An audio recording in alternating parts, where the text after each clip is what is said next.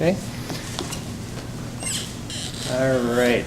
Okay, welcome viewing audience. My name is Dr. David Yoder, owner of David Yoder Wellness Center based in Encinitas, San Diego, California. I've been a chiropractor since 1998, and in my travels, I had the pleasure of coming across Dr. Demartini. Thank you for sharing your time and your wisdom this afternoon. Thank you.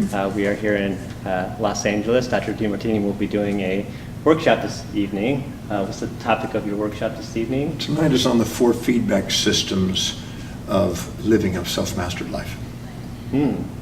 Sounds like a deep topic. Yeah, it's great. So a little bit of introduction for Dr. Demartini. I borrowed this from your website. You cover a lot of territory. Dr. John Demartini is a world-renowned specialist in human behavior, a researcher, author, and global educator. He has developed a series of solutions applicable across all markets, sectors, and age groups. His education curriculum ranges from corporate empowerment programs, financial empowerment strategies, self-development programs, relationship solutions, social transformation programs. His teachings start at the core of the issue, addressing the human factor, and range out to a multitude of powerful tools that have proven the test of time. He has studied over 29,000 books across the defined academic disciplines and has synthesized the wisdom of the ages, which he shares on stage in over 60 countries. His presentations, whether keynotes, seminars, or workshops, leave clients with insights into their behavior and keys to their empowerment. So thank you again, Dr. Demartini, for allowing this time to interview you. So in my clinical practice, I've been practicing for many years now, I find some frustrations in connecting to my patients. And what I mean by that is this balance between technology and biology is getting a little bit out of balance. So what words of wisdom could you share with me as a practitioner and to my fellow practitioners, how we can recaptivate the attention, the focus, and engage our patients so that they will truly want to be healthy? Okay, it's a number of questions all at once, seems like. Every individual, regardless of gender or age or culture, has a set of priorities, a set of values that they live their life by. Now that's changing, evolving through their life, but at any one moment they have a set. That set of values, a set of priorities, or things that are most or least important in their life, determines how they perceive, what they decide to do, and how they act. Whatever is highest on their value, the highest priority, the thing that's most important to them, they're spontaneously inspired to do and fulfill, and they're highly engaged in. As they go down the list of values, that engagement goes down. So whenever you're communicating with the patient or client, wisdom allows us to go and identify what they value most and communicate what we would love to teach them or provide to them in terms of their values. Selling is caring enough to respect their values and to communicate what we want in terms of their values, or what we believe will be helpful to them, to their values, or believe that the services that we may provide will be helpful to their values. So if we care enough about them, we will find out what their values are, their dominant buying motive, sometimes called, and communicate the product, service, or idea we want to present in terms of those values. Not self-righteously project our values onto them, which makes them resist, and not humble ourselves and sacrifice what we want to provide that we know they need to meet their immediate gratifications, but to actually caringly provide a value in terms of their own values. When we do, we have greater communication, they're more engaged, and they spontaneously want what we have to offer because we've cared enough to communicate it in a way that they feel it's necessary. Can you share an example from your practice in the days when you were practicing of an interaction or a communication process with a patient that they were stuck and they weren't seeing the big picture and you used this process? Well, many times a patient would enter the office and present a series of symptomatic concerns or complaints. And they would say, well, they write on their case history form, I have a shoulder problem.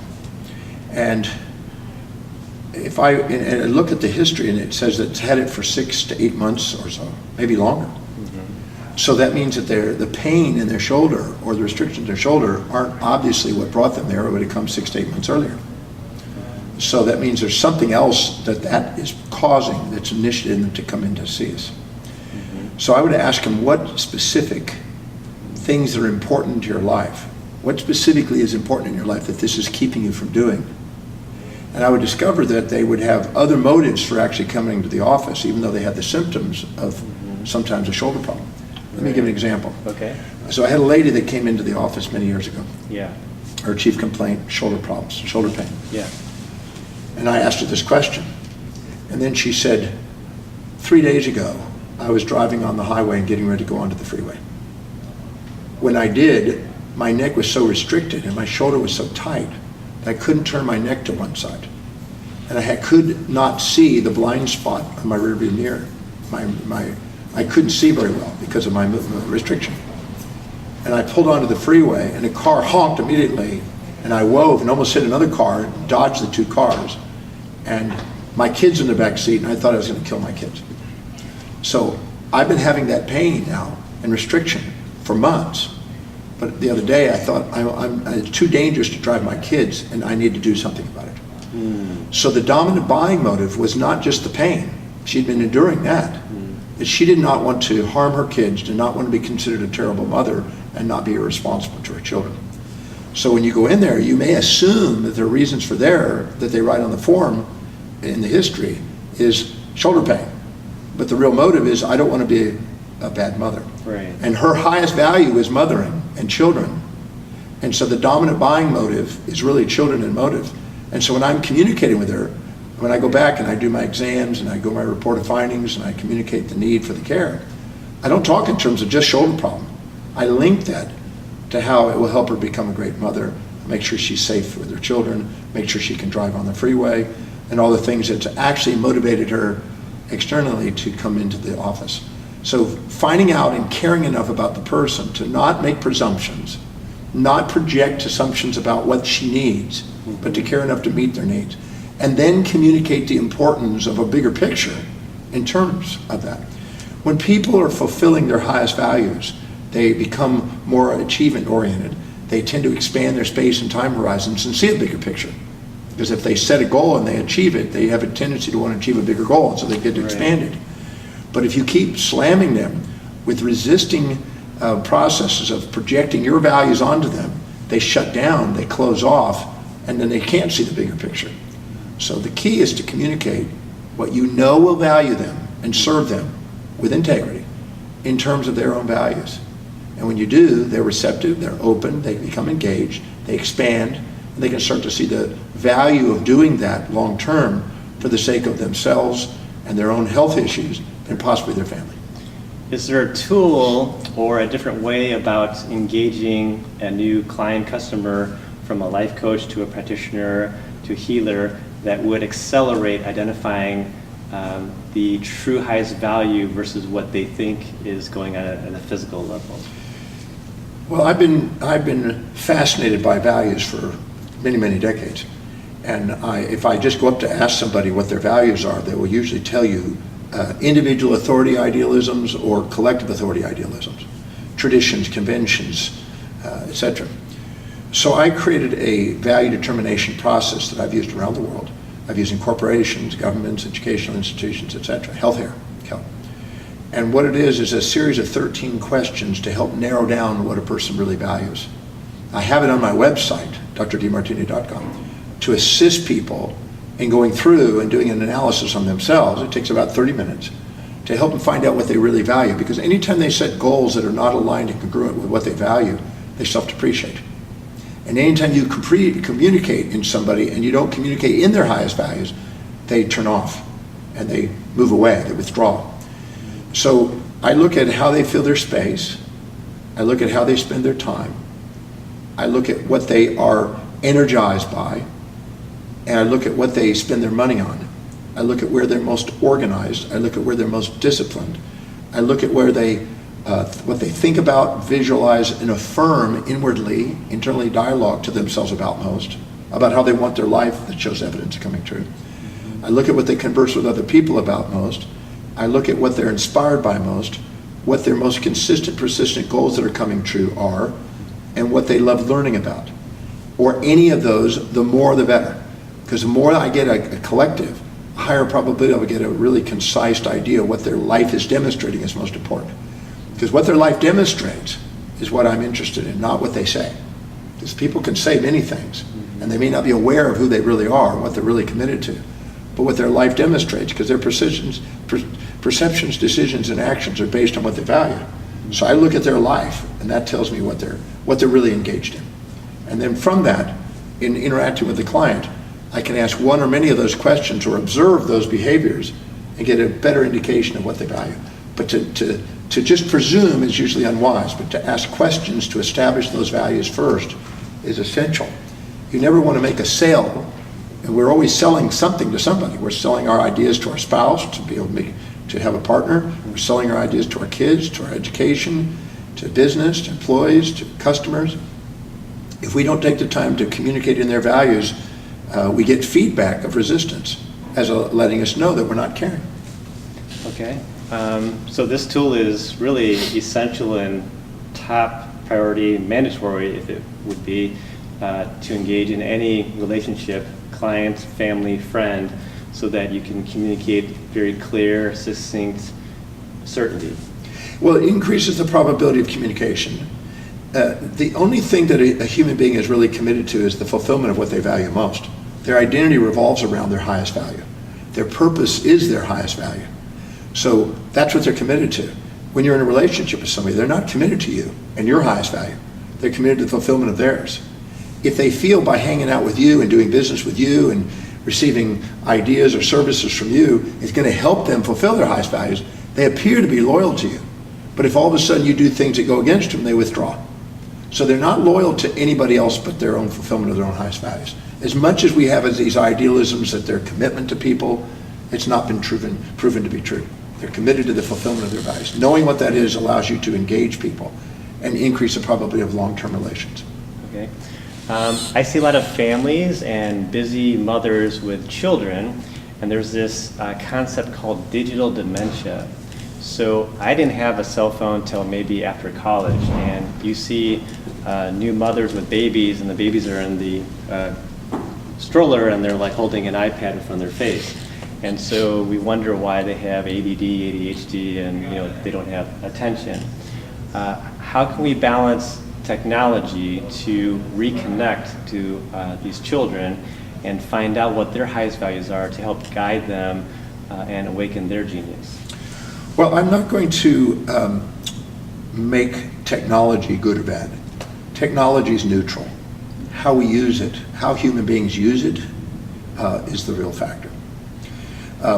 And I wouldn't say that it causes ADHD, because that wouldn't be true. Every child in their highest value has attention surplus order. They have a high attention and a selective biased attention for things that they value. If a boy loves video games, he can sit there and do 8 hours of video games with total focus, no distraction, and would have attention surplus order. But you then try to get him to do his homework or clean up his room, which is low on his values, and he'll have attention deficit disorder symptoms because he's not really focused on that. He's not engaged in that because he doesn't see how it's going to help him fulfill what's important to him. So everybody has, if they have a very highly concentrated value system, they have attention surplus order. If they have a very dispersed one, they may not be labeled attention deficit, but they're basically not engaged in it. So the key is to find out what children are really in, what's inspiring to them, what's really meaningful to them, what's really important to them, and take the curriculum of classes and link it to them, or the information we want to teach the children and link it to them, and they'll become engaged. I was teaching in South Africa, and the Alexandra Township, which is a very low socioeconomic area of Johannesburg region, they have sometimes 87% unemployment, and only 27% of the students who are in high school finish high school and get their degree.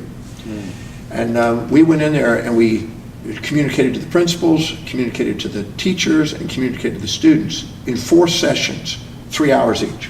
That's 12 hours of work. 1 year later, as a result of the information of how to identify values, how to link the class curriculum to those values, how to teach the teachers with their values, how to link the classes that they're teaching to their values, and how to link values between teacher and student. 97% of the students passed matric. So they became engaged in the classes because they could see how those classes are going to help them fulfill what's important to them. And the teachers, instead of autocratically projecting values onto the children and label them, they were now appreciating the children's individual values and expanding their repertoire, at the same time communicating more effectively in the children's values, so they're engaged, they want to go to school. So it's not that there's a label. I think the labels of attention deficit is a misnomer. It's disrespectful to the child, and it's a sign of ignorance on the side of the person who's diagnosed them. A lot of those labels are people who do not know how to communicate in the child's values. I've gone in with children who have been labeled that and spent the entire day with them, totally engaged with them. They're at my class all day long as I'm communicating in what they value. And I can teach them pretty well any one of the classes in the school, in their values, if I care enough to communicate in that way. And that's the skill of the teacher, and a quality teacher cares. A quality salesperson cares about the client and communicates in the values of the client. A quality teacher cares about the student and finds out the values of the student. A quality marriage is two people that communicate in each other's values. Same principles. A quality leader is one who leads in terms of the values of the people that they're leading. Same for employers and managers of employees or customers. The key is helping other people get what they want so you get what you want. Concerning children and misdiagnosis and labels, I see a rising pattern in what's called autism. And when I was growing up, it was maybe 1 in 20,000, and today it's 1 in 60. How can parents help these children that have creative genius fit in and find a place? I hear it's up to 90% of children with autism are unemployed, or they don't know what to do with them. Well, I can't say that there's been many different articles written on autism. And I've seen everything from vaccines, nutrition, genetics, parental management, dynamics in families. I've seen many different fields all hit this and try to address this. Nutritional chemistry, toxicity, many different approaches. We know that there's duplications and deletions in genes. We know that there's family dynamics. We know that there's potential nutritional impacts, because all of them have had an impact on it. But we also know that many of these children are gifted with other excelling capacities. They may be restricted in some capacity socially, but they may excel in mathematics or in other areas. Sometimes they're autistic and they're savant levels. And I've seen many of those. So instead of focusing on where they're having a lack, it'd be wiser to find out where they excel and allow them to link what their values are and link to those things that they excel. I had a boy who was 8 years old who was autistic and was non-functional. His parents had to do pretty well everything. Today he's quite ingenious.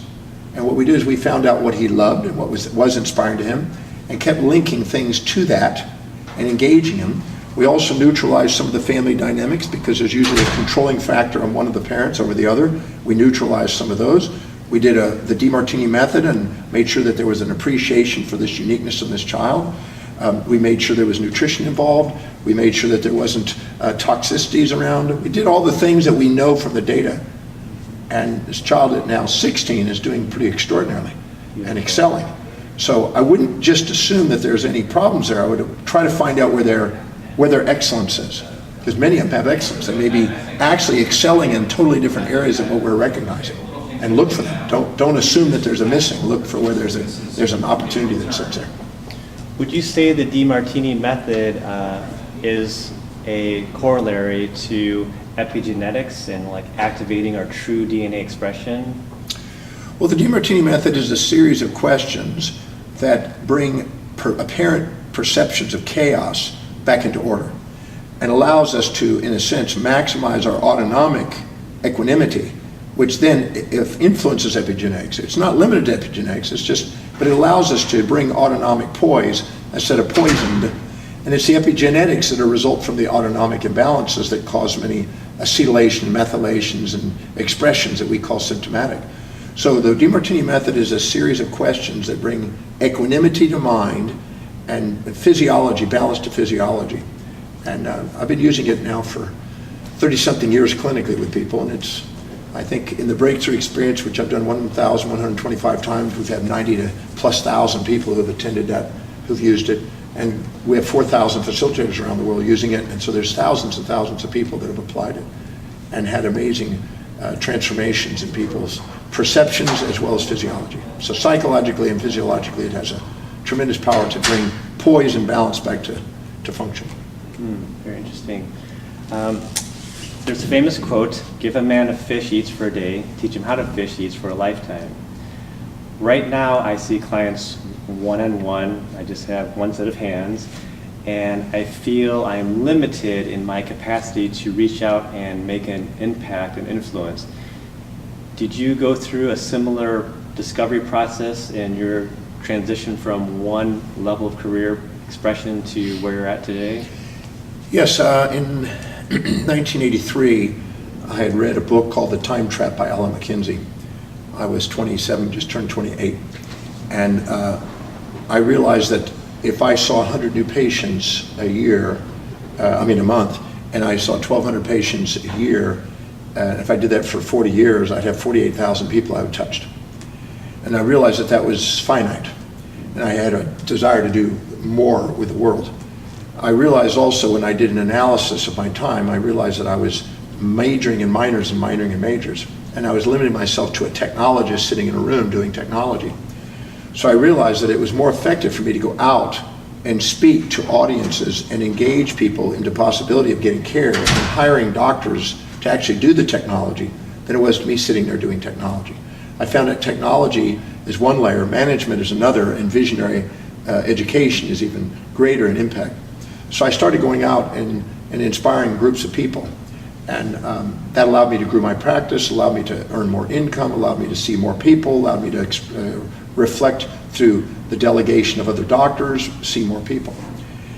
Then I realized that I started to speak to conferences and help other doctors do the same. And I was able to reach more people. I think one time we realized that in 1 year we reached 3 million patients by the outreach of other doctors that I was training. And then I realized that that's still limited because in our profession we had 100,000 professionals we could reach, and it's still finite. So I then opened up to other industries and allowed me to go out and to speak to many industries and use media and expand that to billions of people instead of just hundreds of people or thousands of people. Are there some pearls of wisdom in retrospect that you could guide and help encourage a practitioner to accelerate that process? Yeah. Make a list of everything you're doing in a day, first professionally and then personally. Put next to it the actual dollar value that it earns, which is a productivity that it's actually doing per hour. And then next to it, how much meaning it has, because some things you'll sacrifice productivity for something that's extremely meaningful, you just love doing it. Next is how much would it cost to delegate that to somebody if you had to delegate that same service at the same standard. And then how much time is actually spent doing it. From that data, you can then discern what is highest in priority to be delegating first, second, third, etc. And then slowly but surely hire specialists around you that are more engaged in doing it than you, that have more skills than you. So it upgrades, hiring A people, not Z people. So you can get on with doing the highest priority things that produce the most income and allows you to delegate and engage the society in economics and job opportunities, helps you grow the business, helps you expand, helps your income go up, and allows you to see more people. And if you do that exercise and you expedite the process, you first delegate the lowest priority things, you delegate second priority, third, eventually go up until you're doing the highest priority things up the ladder where you either duplicate with a franchise or duplicate with a delegation process or sale of a business, and you just keep leveraging yourself. If you're not leveraging yourself, you're finite and you're trapped. This is called the time trap. I see, okay. I assume as a practitioner that all of my clients want health and want to improve their health. And I see from hearing our conversation that I may be speaking a different language than their language. And so if I can use the value determination process, I can restructure my verbiage and we can see a better communication. Well, you have 7 areas of life that people want to master. They want to master their mind, and wake up their genius. They want to master their business and become successful. They want to master their wealth and become financially independent. They want to master their family and have love and intimacy. They want to master their social cause and have influence and leadership. They want to master their physical health and have vitality, beauty, and well-being. And they want to be inspired by something. Each person has one of those that's highest on their values. Whatever they do, that has to be relinked back to health and how health will help them in those areas. So I'm an educator. I'm traveling around the world educating. So if my health started interfering with that, then I would have to communicate in terms of how it's going to help me communicate my message as a teacher. But if you're a business person, you'd have to talk about how it's going to increase your productivity. If you're a golfer, it's going to how to help produce your game. If it's a social cause, you have to help how you can help more effectively outreach people and have more vitality to serve people. You always have to communicate in the reality of the person that they're filtering, because they're filtering their reality according to what they value most. And if you don't care enough to do that, and you autocratically assume you know best and they don't, if you talk down autocratically to a client, you just pushed them away. You undermine your growth of your business. You have to care enough to respect their values and talk your values in terms of their values. Very good. Changing subject, we're going to talk about some research and the science of the heart. You shared with me many years ago, Heart Math Institute, how they measured when the heart is in a state of love and gratitude, the field could be tremendously up to 5,000 times stronger than the brain's energy. Dr. Paul Pearsall has found as a cardiologist, when he reunited the donors of the heart to the recipients had strange phenomenon from the donor, memories, food cravings, lifestyle changes. To this day, we haven't successfully done a brain transplant, yet we've been transplanting hearts since the 60s. How can we tap into the science of the heart to bring more health and abundance and better relationships and harmonize? Because I understand that when the heart's in a certain frequency, it balances the brain. Well, there's an enteric brain, there's a cardiac brain, and there's the cortical brain. All three of those are now considered three different neurological centers of influence. When we have gut instinct and gut impulse, we're trying to avoid predator, seek prey, avoid pain, seek pleasure. When we're intellectualizing, we're sort of halfway between, and we're having emotions, but also some reason. But when we actually, in the heart brain, the heart center, we actually have a poised, present state where gratitude and love reside. So anytime we bring equanimity to the mind and balance the mind and open the heart, if you will, the heart brain comes in. When it is there, we bring a complete phase lock and the integration of all three brains. And this is the key to well-being. Anytime you are infatuated with something and you're conscious of the things that support your values, but unconscious things that challenge, and you're blind to the things that challenge your values, you have an imbalanced, polarized perspective, and divided your full consciousness into a conscious and unconscious component.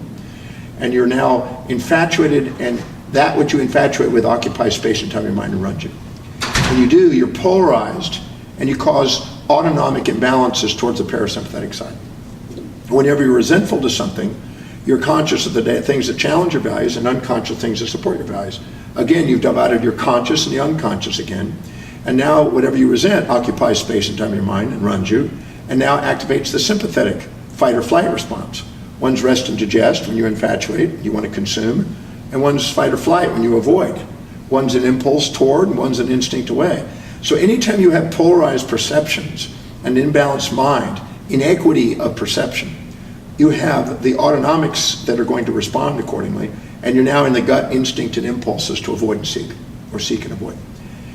But the second you see the downside to that which you infatuate, the upside to that which you are resenting, by listening to your intuition, which is trying to reveal the unconscious to the conscious, so you're fully conscious, you return and balance the brain, and you calm down the impulses and instincts and moderate the impulses and instincts of the enteric brain, and you open up the heart.